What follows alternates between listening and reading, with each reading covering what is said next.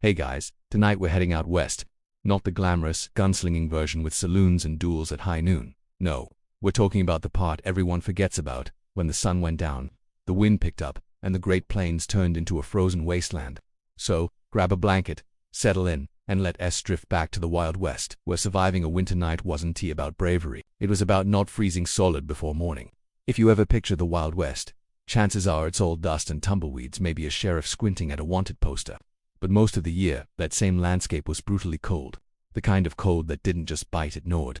Temperatures in places like Wyoming or Montana regularly dipped below 0 Fahrenheit. Inside a log cabin, the water bucket might still freeze overnight, and if you were out on the range, well, you and your horse were basically 2 bags of meat trying to outlast a blizzard. Frontier settlers didn't have central heating, obviously. No gas, no insulation, and certainly no thick double-glazed windows. What they had was wood, and not always enough of it. Trees were scarce on the open plains, so many families had to burn dried buffalo chips. Yes, that's exactly what it sounds like, just to stay warm. Cow dung baked hard by the sun, collected and stacked like firewood. It didn't smell great, but it burned slow, steady, and kept a cabin just warm enough for survival. Luxury was relative. A typical night in a settler's cabin might start around sunset, when everyone crammed inside before dark.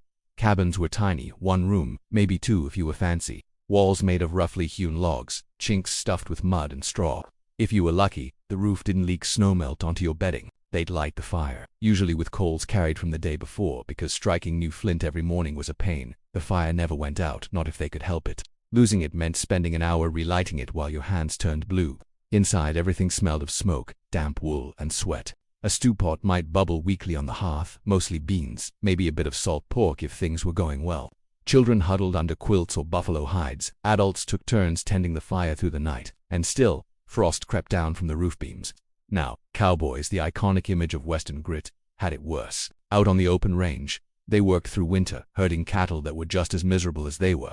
No barns, no walls, just a bedroll and a fire that the wind constantly tried to kill. They slept wrapped in wool blankets and oilskin tops, sometimes with their boots still on because frozen boots were nearly impossible to get back into. The cowboy bedroll became legendary, layers of canvas, wool, and whatever animal hide you could scavenge. If it snowed, well, congratulations, the snow actually acted as insulation, nature's miserable little blanket. The horses were often the only source of actual warmth.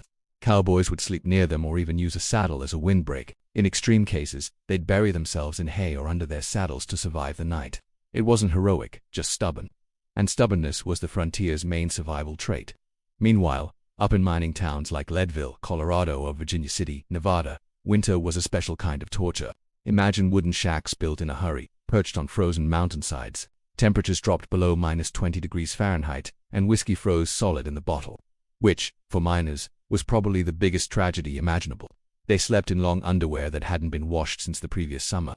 Their boots, often soaked from melting snow, froze stiff overnight. To soften them, they'd sleep with their boots under the blanket or near the coals, which occasionally set the boots on fire, because nothing says good morning like realizing your only pair of shoes just turned into charcoal. But back to the families. Homesteaders were some of the toughest people on the planet. Imagine moving your entire life out to a treeless prairie and building a house out of dirt, literally dirt. Sod houses, they were called. Walls made from cut squares of prairie grass and soil stacked like bricks. They were drafty, damp, and full of bugs in the summer, but surprisingly warm in the winter. Thick earthen walls held in heat better than wood. Still, it wasn't cozy. When the wind howled, it came through every crack, carrying snow with it. You might wake up in the morning to find your pillow dusted white. Beds were layered with anything soft enough to trap air: straw, corn husks, rags, even old coats. If you had a feather mattress, you were practically royalty. Some settlers used hot stones for warmth. They'd heat rocks in the fire, wrap them in cloth, and tuck them into the bedding. A good stone could stay warm for hours. Of course, if you wrapped it wrong, it could also scorch a hole through your quilt. So there was a bit of trial and error involved in bedtime. Others used foot warmers, little tin boxes filled with coals, especially for long wagon rides or cold nights. They were great until they tipped over. Wooden floors and live embers don't mix well, as many learned the hard way. It's easy to romanticize all this, the glowing fire, the rugged independence. But the truth was a lot less charming. People were often cold, sick, and miserable. Frostbite wasn't uncommon, and chilblains, basically the frontier version of having your toes permanently angry, were an accepted part of life. Children slept in the same bed for warmth. Entire families piled together like puppies. Privacy didn't exist. Everyone smelled faintly of smoke and wet wool, and that was just how things were. If you've ever tried to sleep in a cold room with no insulation, you know the feeling, the way the air itself seems to hum with chill, and your breath turns to mist. Now imagine that every night for 5 months. Even towns weren't much better. Boarding houses and saloons had stoves, but the heat never reached far. Most Western buildings were barely built. A thin wall of pine boards, no insulation, no real foundation. When the wind blew, it came right through the gaps. You'd find ice forming on the inside of the windows, and sometimes even on the inside of your wash basin. People would wake to frozen water buckets indoors. And yes, they still had to haul more from the well, which by then was probably frozen too. Frontier women, who did most of the domestic heavy lifting, had to keep fires going constantly. Cooking, heating, washing all depended on that single hearth. If the fire went out during a storm, relighting it could be a genuine emergency. Matches were precious, and kindling could be impossible to find under snow. So, they'd keep a pot of embers covered with ashes overnight, hoping it would smolder until morning. Sometimes it did. Sometimes you'd wake up to a dead hearth and the long, depressing ritual of trying to coax life back into cold ashes. Even indoors, it wasn't exactly safe. Chimneys were crude, ventilation was poor, and fires often filled cabins with smoke. Coughing, watery eyes, and soot-blackened walls were normal. Some families built little hoods or rock barriers to help direct smoke upward. Others just lived with it. It's a strange thing to imagine people building entire lives around the flickering center of one fragile fire, night after night, season after season. Everything, warmth, light, cooking, even comfort, revolved around it. Let us float for a moment to a different scene, a small wagon camp in the Dakota Territory. Maybe around 1870, snowdrifts press against the sides of the wagons. The oxen are huddled together for warmth, their breath steaming in the dark. Inside one wagon, a family of 6 lies wrapped in every scrap of fabric they own. There's a faint smell of coffee grounds and ash. A single lantern glows weakly, flickering with each gust of wind. They're quiet, not from peace, but from fatigue. Every hour someone stirs to check the coals. The mother keeps a scarf over her face so her breath doesn't freeze her hair to the bedding. The father mutters about spring. The children dream of home, maybe a real one someday. It's not heroic, it's just life, and they'll do it again tomorrow night. Even the native tribes of the plains, who knew the land far better than the settlers did, had their own struggles with winter. Tipis were ingeniously designed for cold, lined with hides, built to funnel smoke upward. The interior could stay surprisingly warm, especially with multiple families sharing one. They used layered buffalo hides as insulation, and fires burned low and steady at the center. Sleeping arrangements were circular, everyone facing inward, the heat shared communally. Compared to the settlers' drafty cabins, a well-maintained tipi could feel almost luxurious. Still, it was never easy. Food stores ran low, hunting was dangerous, and snowstorms could isolate entire camps. Survival required preparation, skill, and respect for the land qualities not all newcomers shared. In many ways, the Wild West winter wasn't about heroism or adventure. It was about patience, endurance, learning to sit still with discomfort and call it normal. When you read journals from the time, there's a recurring theme. Not fear, not anger, just quiet acceptance. They wrote about the cold like it was an old relative who visited every year, unwelcome but familiar. There's something almost meditative about it, in a way, a reminder that comfort was rare, but survival was possible. And maybe, after all, that's what made the frontier spirit what it was, not the guns or gold, but the ability to keep breathing when your world was frozen solid. So, we've established that winter in the Wild West was less cowboy adventure and more slow-motion frostbite. But people did adapt, they always do. And while it never really got comfortable, a few clever tricks, a lot of furs, and an impressive tolerance for suffering helped everyone get through. Let's drift a bit deeper into what survival actually looked like, what they wore, what they ate, and how they tried to keep morale intact while the world outside turned to ice. First, let's talk about clothes. Because while we might think of cowboys as lightly dressed, galloping through dust clouds in stylish leather jackets, real frontier winter fashion was more practical and bulky. Layering was everything. Wool was king. Shirts, trousers, and long underwear all made from coarse wool that scratched like sandpaper but held heat like a miracle. Over that came coats made from buffalo hide, sheepskin, or whatever animal had been unlucky enough to cross paths last fall. Buffalo robes were especially prized, heavy, warm, and smelly enough to make you slightly unpopular in enclosed spaces. Some were so thick that you could literally sleep in them like a blanket, which many travelers did. A man wrapped in a buffalo robe could survive a night that would kill another wrapped in mere cloth. For the head and hands, there was fur, beaver, rabbit, or coyote, depending on what you could catch.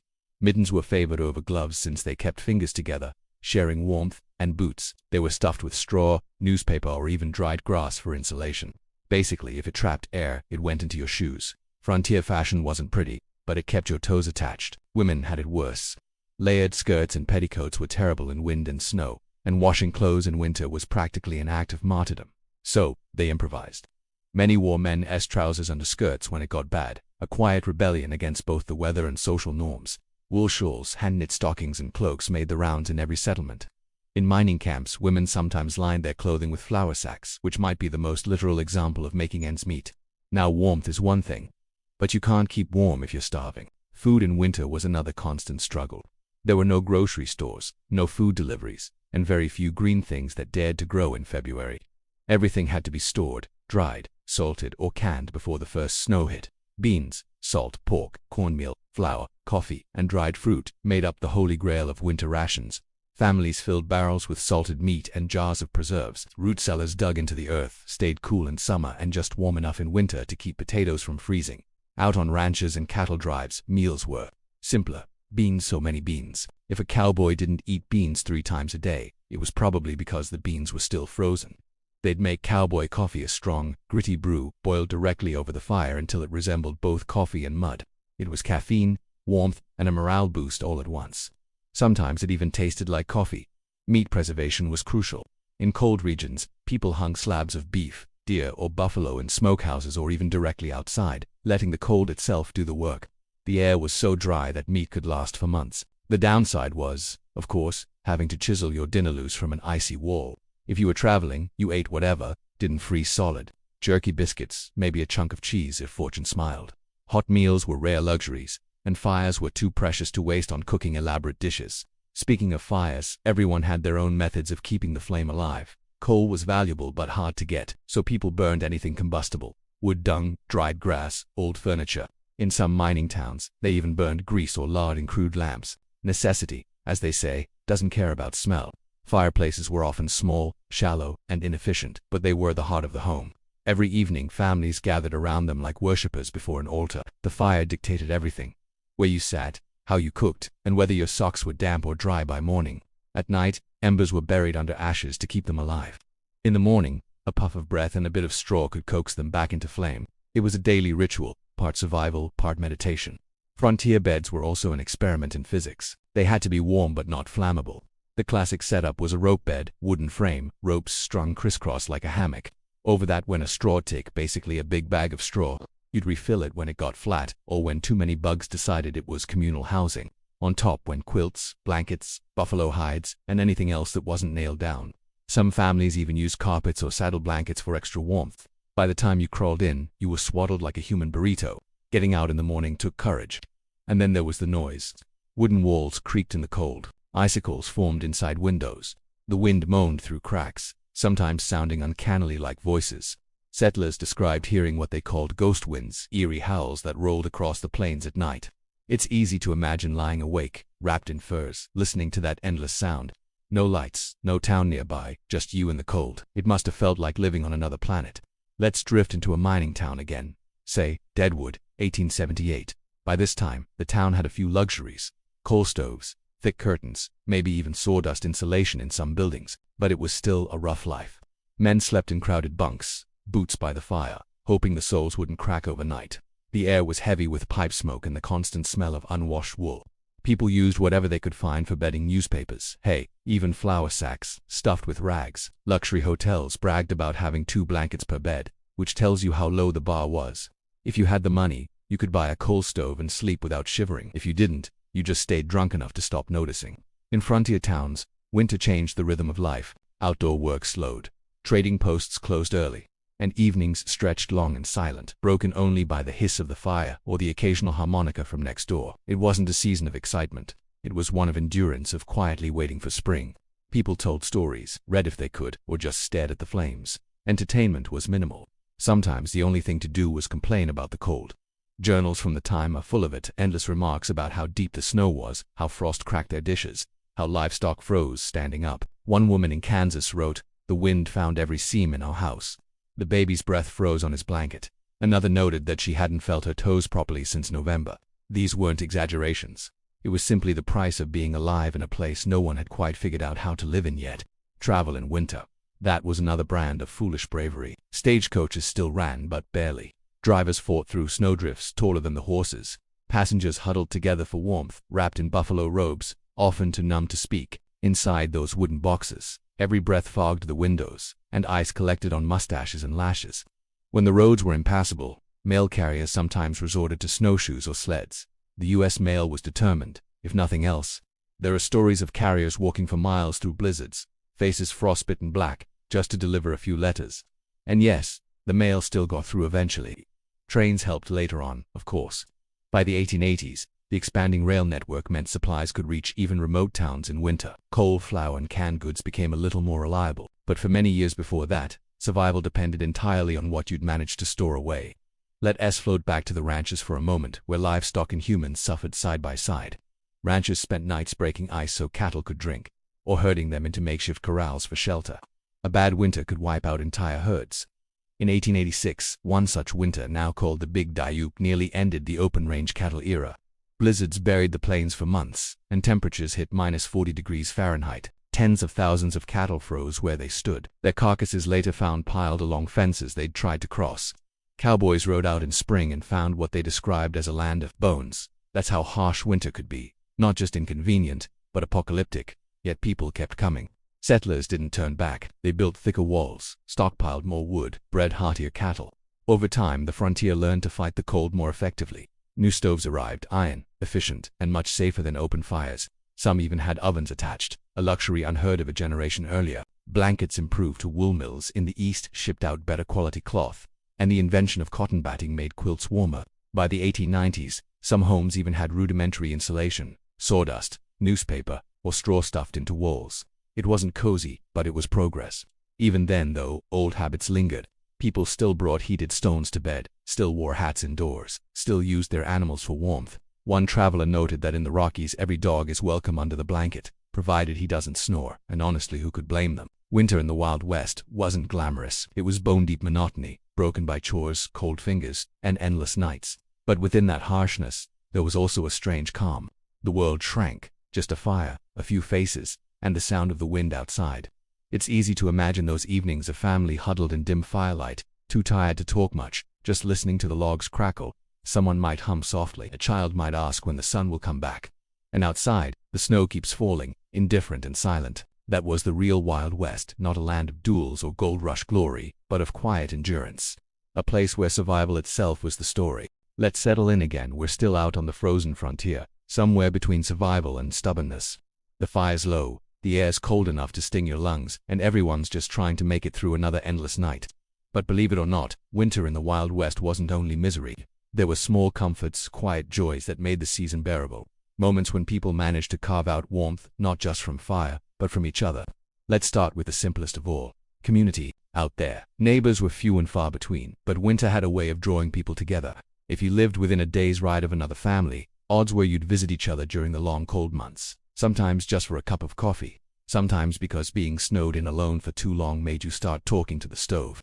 Gatherings were humble, potlucks, hymn-sings, or just quiet evenings of conversation. One family might host a quilting bee, where women pieced together blankets while the men sat nearby, carving wood or playing cards. Children dozed on laps, and everyone tried to forget that outside, the wind was probably dismantling someone's fence.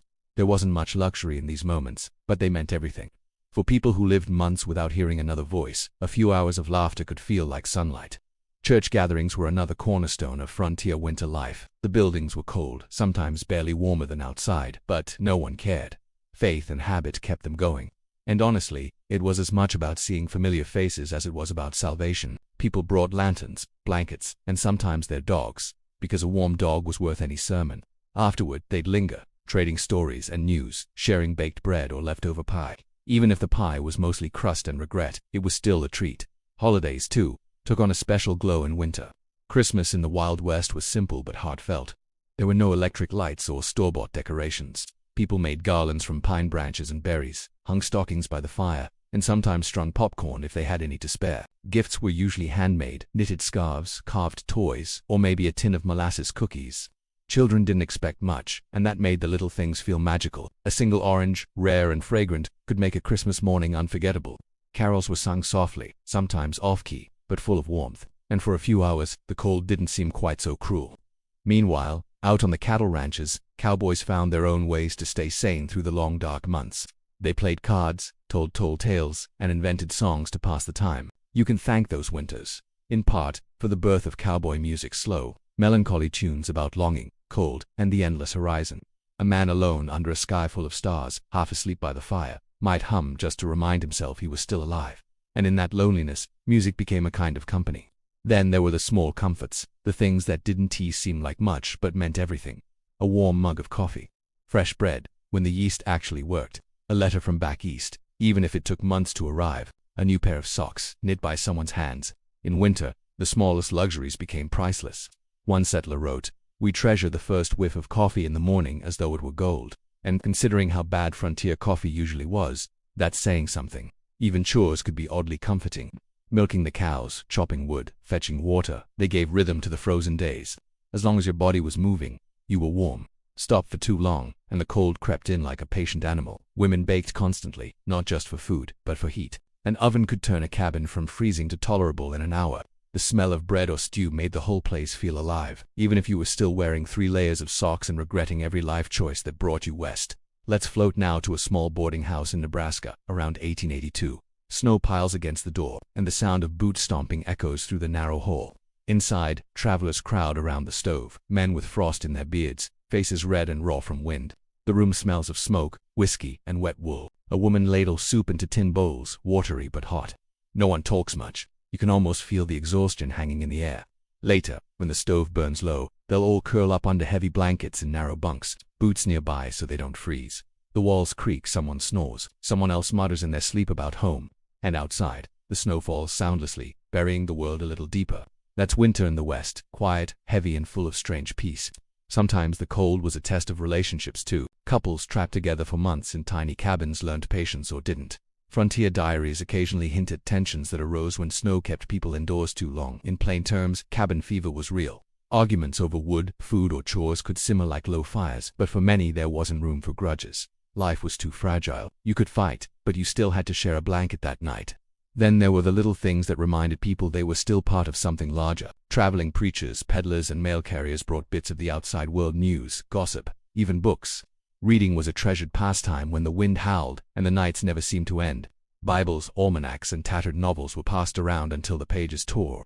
Children learned to read by firelight, tracing letters with cold fingers, and sometimes an entire family would sit silent, listening as one person read aloud, words becoming warmth in their own way. Animals were another quiet comfort. A dog curled at your feet wasn't just company, it was survival.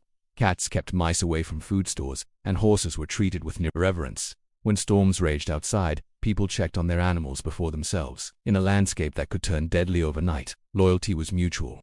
Let's drift to one more scene, a ranch out near Montana, 1889. It's deep winter. A woman stands by a window frosted over so thickly that she can't see the horizon. Her husband's been gone 2 days, trying to fetch supplies from town. She doesn't know if he made it. The wind hasn't stopped once. She stokes the stove again, though there's barely enough wood left. Her hands are cracked and raw, her breath visible in the lamplight. But she hums softly an old song from home, something she remembers from childhood. It fills the silence for a moment. That's what winter did to people. It stripped everything down to the smallest acts of resilience. A song, a flame, a heartbeat in the dark. By late February, everyone was tired. The food stores were low. The firewood pile was a shadow of what it had been. Every sound of melting snow felt like a promise. When spring finally came, or at least pretended to, it was like waking from hibernation. People opened doors, squinted into the light, and looked around at the damage. Collapsed barns, broken fences, sick cattle, but they were alive, and that was enough. The first thing most did was start cutting wood again because next winter was only a few months away. It's easy now, from our warm houses and electric blankets, to think of those winters as something romantic, rugged, and noble. But they weren't. They were long, lonely, and often cruel. And yet, in that harshness, there was something enduring, a kind of quiet strength that defined the people who built lives out there. They didn't conquer the cold, they coexisted with it. They learned its moods, accepted its rules, and survived because they respected it. In a way, winter was the West's truest teacher. It reminded everyone that nature didn't care about pride or ambition. You could be rich or poor, strong or frail. The snow didn't discriminate. All that mattered was fire, food, and a little stubborn will to keep going. So tonight, as we drift back from the frozen plains, imagine that small glow of light, a cabin somewhere under the endless sky, smoke curling from the chimney. Inside, a family huddles near the fire, talking softly, maybe laughing. Outside, the cold stretches forever, but for now, they're warm. And that's what survival really looked like. Not triumph, not adventure, just small circles of light in a vast, silent world. The wind's a little softer tonight, the horizon less cruel. We're still out west, but time is moving. The endless wilderness is beginning to fill with fences, telegraph poles, and the sound of distant trains. The Wild West, as people once knew it, is starting to fade. But before it disappears completely, it goes through one last transformation, one that would change how people faced winter forever.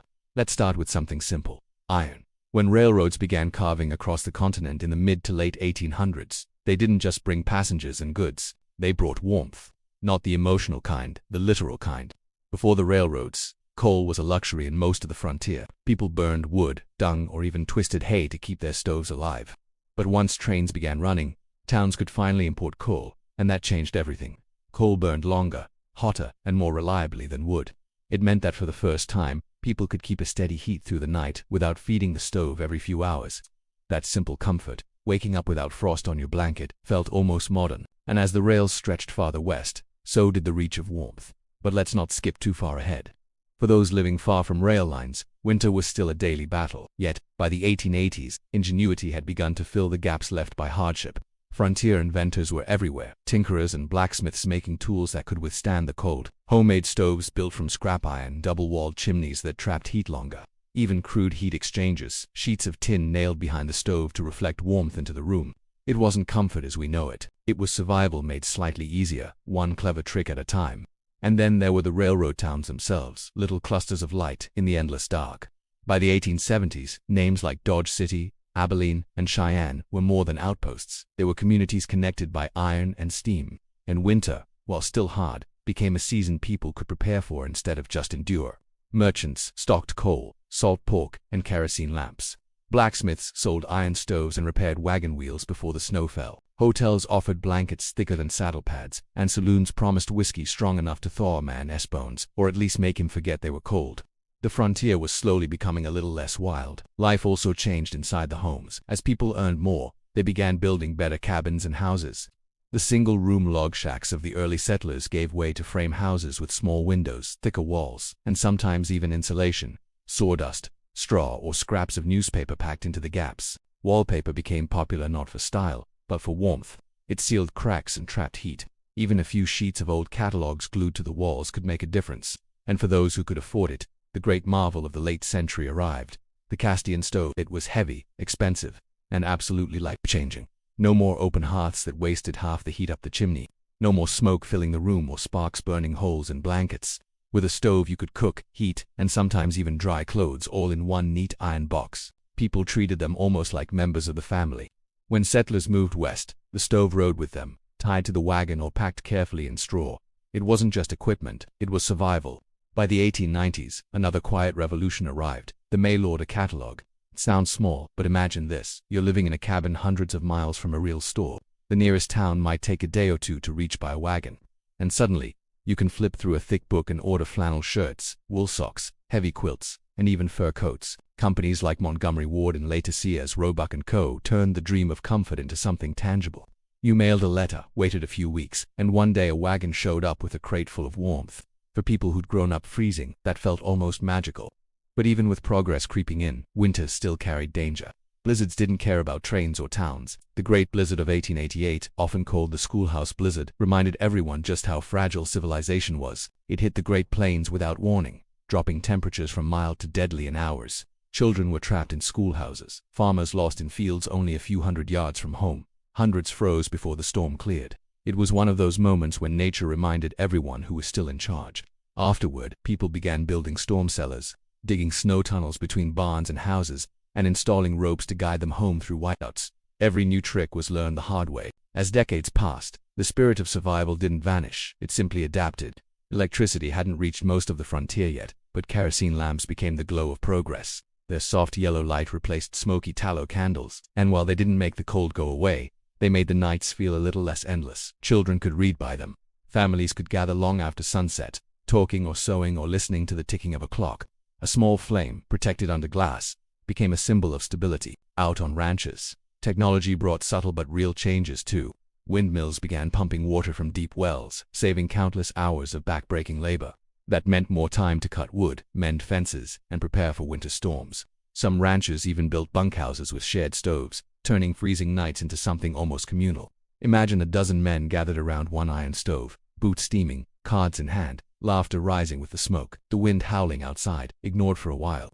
Those nights built camaraderie stronger than any rope or fence, and in the stories told there about cattle drives, outlaws, or ghosts in the desert, the myth of the West was slowly born. In towns, winter life began to resemble something closer to comfort. General stores offered canned goods, dried fruit, and even chocolate luxuries that had been unthinkable a generation earlier. A few wealthy families imported rugs, curtains, and upholstered furniture to make homes feel warmer. Schoolhouses sprouted up across the plains, each with its own little iron stove in the corner. Children huddled near it, taking turns feeding in coal, pretending to listen to lessons while secretly just trying to thaw their hands. And when it was too cold to travel, the teacher might dismiss class early, sending them home through a blur of snow, scarves over their faces, lunch pails clutched tight. Those memories, simple as they were, became part of the story of growing up in the West. By the early 1900s, the frontier as we think of it was mostly gone. The open range had fences, the railroad reached the Pacific, and towns were beginning to hum with something new: electricity. Street lamps flickered on, telegraph wires buzzed overhead, and for the first time, winter didn't feel so endless. People could stay up late reading under electric light. They could cook on gas stoves. Some even had radiators. Imagine that warmth flowing through the walls like magic. But even as modernity crept in, many of the old habits stayed. Families still gathered around the fire. They still stockpiled wood before November. And every time a storm hit, they still waited it out together, the way their grandparents had. Because no matter how much changed, the cold always reminded them where they came from. The real legacy of those winters wasn't tea. The hardship, it was the quiet strength people built to survive them. Generation after generation learned patience, resourcefulness, and gratitude for the smallest comforts. The West wasn't just a place. It was an attitude. Keep going, even when everything around you says stop. And maybe that's why those old stories still hold power. Because beneath all the cowboy myths and Hollywood sunsets, there's something real. The sound of wind against a cabin wall, the hiss of a coal stove, and the soft voice of someone saying, "It's all right, we'll make it through the night." So as we close this chapter, imagine the Wild West in its twilight, not wild anymore, but still vast and quiet. 1,000 tiny lights glowing across the plains, families safe in their homes, trains whistling through the dark, carrying warmth and hope westward. The age of frostbitten heroes was ending, but the spirit of endurance that would last forever. The lamps are dim. The wind outside is only a whisper now. We're leaving the 1800s behind, the century of frost, wood smoke, and long quiet struggle, and drifting into the new one. The Wild West is growing up, and so is its relationship with winter. By the early 1900s, the world was changing faster than anyone could keep up with. The same people who once hauled firewood through snowdrifts were now buying coal by the ton. And for the first time, warmth wasn't just a daily chore, it was something you could buy. Let's start in the small towns that had survived their rough beginnings. Most of them had started as lonely trading posts, or clusters of log cabins around a saloon and a church. But by 1905 or so, they looked almost civilized. You could walk down a main street with glass windows instead of canvas awnings. You'd see brick buildings, chimneys puffing out steady trails of coal smoke, and at night, the faint orange glow of kerosene lamps, or, in the luckier towns, electric bulbs strung along the street like little stars. For people who remembered sleeping in half-frozen sod houses, that light must have felt like a miracle. Electricity arrived slowly, but when it did, it quietly rewrote life in the West. At first, only businesses and public buildings could afford it, but as rural power cooperatives spread after 1910, even isolated farms began to hum with the sound of generators. It wasn't just about light. Electricity meant new ways to fight the cold. Homes could now run electric heaters, clunky, dangerous things by modern standards, but revolutionary for their time. And though most people still relied on coal or wood stoves, the very idea that you could heat a room without hauling logs was intoxicating. But electricity wasn't the only change. The West was finally being connected, not by horses or trains this time, but by communication. Telegraph lines had already tied the country together, but telephones began showing up too. Imagine being snowed in 100 miles from the next town, and suddenly you can pick up a handset and call someone. It didn't make the room any warmer, but it made the world feel a little smaller, a little safer. When a blizzard hit, people could send word. When someone fell ill, they could reach help faster. And sometimes, that was the difference between another tragic winter and a survivable one. By the 1920s, the country was changing at every level. Automobiles rumbled along roads that were once wagon trails. The horse, once a symbol of freedom, was slowly becoming a symbol of the past. And with cars came another luxury that frontier folk could barely imagine: mobility, even in winter. Of course, early cars didn't handle snow well. They froze, they stalled, they slid into ditches, but they also meant that people weren't trapped anymore. A few hours of driving could connect families, deliver supplies, or reach a doctor, things that once required dangerous treks through icy wind. The world was thawing one invention at a time. Inside homes, the transformation was even more dramatic. The humble cast-iron stove was being replaced by central heating systems. At first, these were coal-fired furnaces in basements, sending warm air up through vents. Later, they evolved into gas and oil systems that didn't need constant tending. Imagine how it felt for a ranch wife who had spent decades waking at dawn to stoke the fire, to suddenly have heat with the turn of a valve. It must have felt like a dream, and with that comfort came something new: leisure. For the first time, winter could be enjoyed, not just endured. People read books, played cards, listened to radios. They still respected the cold. How could they not? But they no longer feared it quite so much. Clothing also evolved in quiet, miraculous ways. Gone were the days when a man's only defense against the elements was wool and rawhide. Factories now churned out flannel-lined coats, felt boots, and insulated gloves. Even ordinary people could afford thick blankets and proper bedding.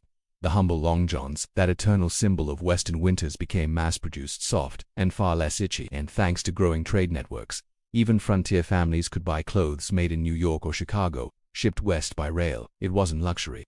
It was progress, one thread at a time. Of course, not everyone joined the modern age at once. Far from it. Some families still lived deep in the mountains or across the open plains, where power lines hadn't reached and stores were days away. They still relied on the old ways: chopping wood, sealing cracks in walls, stockpiling food before the first frost. But even they felt the trickle of change. A new saw, a better stove, a thicker blanket, each one a small step toward comfort.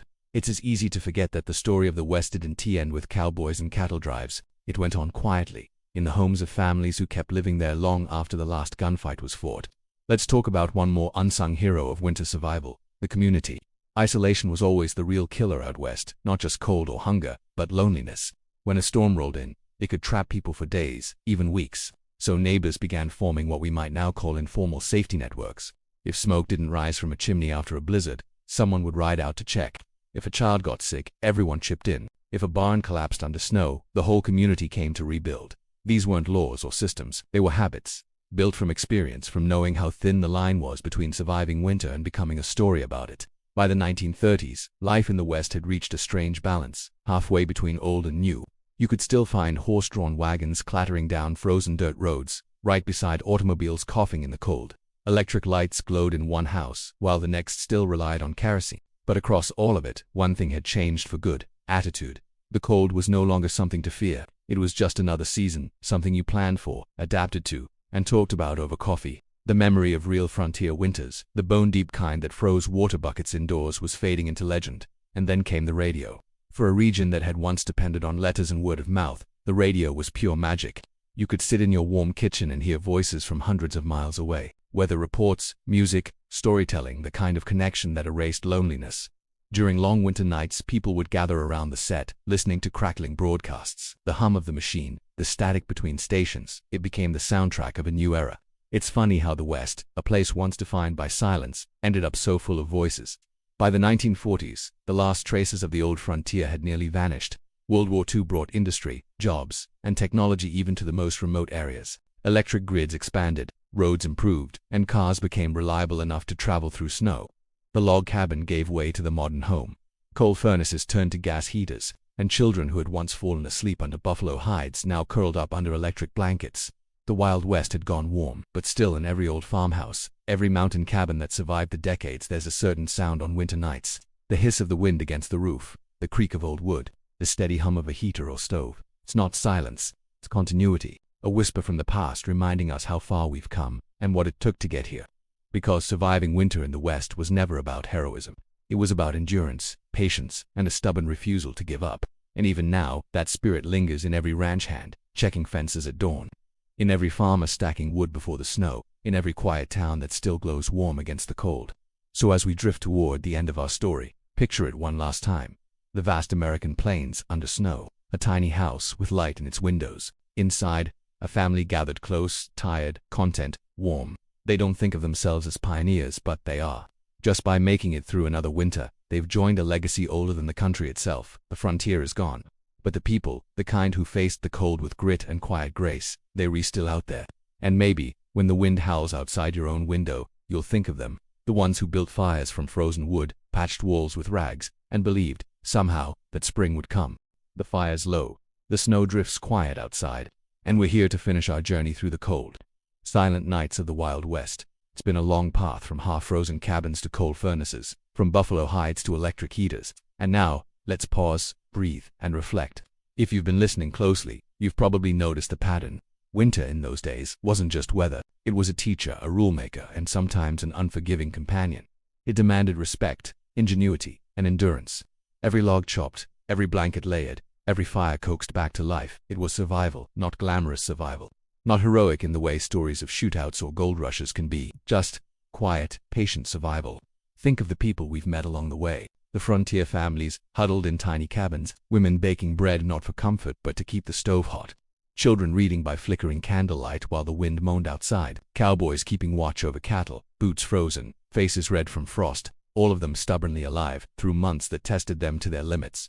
And what's remarkable isn't just that they survived, it's that they adapted slowly, cleverly, sometimes comically, but always determinedly. Let's linger on community, because that's the quiet heartbeat of survival. Throughout the West, neighbors helped neighbors not because they were commanded to, but because they had to. A frozen well, a collapsed barn, a blizzard cutting off the only road to town. These were things no one could face alone, so people relied on each other. They shared food, firewood, warmth, and sometimes just stories to make the nights seem shorter. It's tempting to romanticize the Wild West as a place of lone gunslingers, but the truth, its greatest survival tool was human connection. The people who endured winter weren't just tough, they were compassionate, patient, and quietly clever. By the early 20th century, winter began to change again, not because the snow was any less cold, but because the world had caught up. Coal, electricity, better homes, insulated clothing, and telephones turned survival into something closer to comfort. What once required constant vigilance could now be managed with preparation and technology. The frontier had finally learned to bend the cold to its will without losing respect for it. Even trains and automobiles, clumsy, dangerous, freezing in their own way, were part of the evolution. They connected people, they brought goods, they made winter life something you could endure and even enjoy. Yet even as technology advanced, the old ways lingered. Families still kept wood piles stacked high. Neighbors checked on each other after blizzards. Buffalo hides, quilts, and layered clothing didn't vanish overnight. The memory of harsh winters had a stubborn longevity, shaping habits and traditions for decades. It's a reminder. Survival isn't just about having the best tools. It's about knowledge, experience, and respect for forces larger than ourselves. And let's not forget the quiet beauty of it all. Those long nights, though cold, were filled with moments of reflection. Snow blanketing the plains, smoke curling lazily from chimneys, children breathing softly under heavy blankets, a dog curled at someone's feet, warm and loyal. There's a reason these images linger in our imagination. They weren't exciting in the way stories often are. They were subtle, persistent, and infinitely human. The cold, in a sense, taught patience. It made people slow down. It taught them to notice the small joys, a hot meal, a warm fire, a letter from home. And maybe, in the silence of a long winter night, that's exactly what people needed. Even today, when most of us never see temperatures below freezing, there's something to learn from those frontier winters. We've traded buffalo hides for central heating, frozen wells for indoor plumbing, snowdrifts for shoveled driveways. Yet the core lessons remain. Plan ahead, value community, respect the power of nature, and never underestimate the importance of warmth both in your home and in your relationships. Let's drift back, one last time, to the frontier cabin. The fire glows low, a family sits quietly, savoring its own heartbeat in the cold. Outside, the plains stretch forever, white and silent. Inside, every small comfort, a blanket, a meal, a kind word, feels monumental. This was winter in the Wild West, not a story of excitement, not a tale of heroics, just the enduring human spirit, facing cold and darkness with patience, creativity, and quiet grace. And as we close this story, imagine it drifting into the present. Every warm room, every insulated house, every cozy blanket owes a debt to those who learned, slowly and painfully, what it meant to survive winter. The Wild West may be gone, but the spirit it forged, the respect for nature, the cleverness, the patience, and the quiet endurance remains alive. When you tuck yourself in tonight, picture the settlers lighting a fire, checking on neighbors, and listening to the wind howl across endless plains. They survived, not because they had power or wealth, but because they persisted. And maybe that's the greatest lesson winter ever gave. Warmth isn't just heat, it's ingenuity, it's patience, it's community, and it's hope. So tonight, as you drift off, let your mind wander to those snowy plains, two tiny cabins glowing in the dark, and to the families who faced months of cold with nothing but fire, blankets, and each other. Their winters were harsh, but they endured. And that quiet endurance, that simple, stubborn human resilience, is something we carry with us, even in the warmest of rooms. Take for instance the Smith family of central Wyoming. Winter of 1886. They were 5 children, 2 parents, a a cowdog, and an exceptionally stubborn horse named Charlie. A blizzard had buried the cabin, roof to windows, for nearly 3 days. The family had no coal, barely enough wood, and their food stores were dangerously low. Yet, instead of despairing, they created a little ritual. Every evening, after coaxing the stove back to life, each child took a turn telling a story, true or imagined. Some were about traveling peddlers, some about ghosts that lived in the hills, and some were about faraway relatives. By the light of a single lantern, the family would laugh quietly, gasp at suspense, and sometimes fall asleep mid-story, blankets tucked tightly around them. That ritual didn't heat the cabin much, but it kept hearts warm. Then there were the quirks people developed out of necessity. Frontier women often layered socks, not just for warmth, but to save fabric. Some families even reused old blankets, stitching them together into enormous quilts that doubled as floor mats during the day. Men on ranches sometimes stuffed their hats with rags to keep ears from freezing while riding cattle at dawn. Every odd habit had a story, and every story had its own rhythm. It was part survival, part creativity, and part stubborn pride. Even animals had their routines. Horses used to open plains, learned to huddle in windbreak. Dogs became almost instinctively loyal heaters, curling around children or sleeping near stoves to share body warmth. Cats, as always, were self-sufficient, but insisted on making laps warm, one paw at a time. People often credited these animals with saving more than just frostbitten toes. Their presence offered quiet reassurance, a heartbeat, a warm weight, a living reminder that someone, or something, was still awake through the long night. And then there were the little celebrations that kept spirits alive. Snowball fights, for example. Imagine children out on plains stretching endlessly white, throwing snowballs not just for fun but as a way to move, to laugh, to feel alive. Even the bitterest adults sometimes joined in, partially to chase children away from food stores, partially to remember what it was like to be free of responsibility, if only for a moment. Winter holidays, too, had a magic all their own. A single candle in a window could guide travelers home. Families sang quietly, baked bread, and shared stories. A gift didn't need to be elaborate. A knitted scarf, a carved toy, or even a well-wrapped orange could feel miraculous. These small comforts became traditions. Even in the coldest years, they reminded people that life was not just about enduring, but about noticing moments of beauty and connection. Many families also learned to read winter in ways we might overlook. The wind spoke, the snow showed patterns, and clouds hinted at storms hours or even days before they hit. Experienced settlers could predict the weather with uncanny accuracy: when a blizzard might roll in, when frost would threaten crops, when a thaw was coming. It was a kind of quiet science, learned not from books but from observation, patience, and sometimes failure. Children grew up with this knowledge almost instinctively, passing it to their children, who would pass it to theirs. One of the most fascinating things about winter on the frontier was the unexpected creativity it inspired. People turned snow and ice into art. Icicles became makeshift chimes when wind blew through them. Frozen puddles became skating rinks, and snowbanks were sculpted into forts, tunnels, and imaginative landscapes. Even when the world was harsh and cold, humans found a way to play. It's a gentle reminder that survival isn't just about food and fire. It's about joy, even when joy is small. As the 20th century advanced, new comforts arrived: electricity, central heating, better insulation, and improved clothing. But the lessons of old winters remained. Plan ahead, respect nature, share warmth, value small pleasures, and remember that even in the coldest, quietest nights, a little patience, ingenuity, and kindness can carry you through. Let's drift now into a reflective pause. Picture a frontier cabin in Wyoming, Montana, or Nebraska, winter around 1895. Snow falling endlessly outside. Inside, the fire glows low. A family gathers near it, blankets pulled tight. A dog snoozes by the stove. A cat purrs on the mother's lap. Children tell stories, half-asleep voices soft in the lamplight. Outside, the world is vast, white, and silent. Inside, it is warm, bright, and alive. That was winter on the frontier. Not glamorous, not exciting, but deeply human.